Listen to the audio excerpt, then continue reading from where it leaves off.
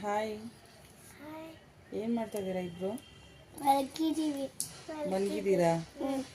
ಏನೋ ಬೇರೆ ಮಾಡ್ತಾ ಇದ್ದೀರಾ?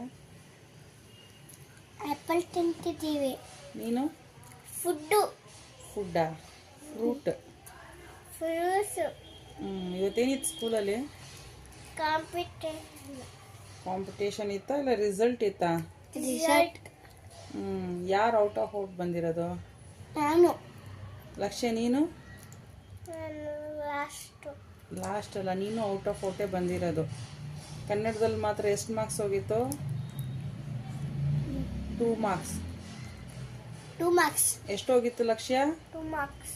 2 ಮಾರ್ಕ್ಸಿಂದ ನೀನೇನಾಯ್ತು ಇವತ್ತು? First rank. First rank miss ಆಯಿತು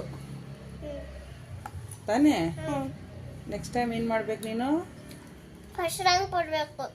ಆಮೇಲೆ ಓದಬೇಕು.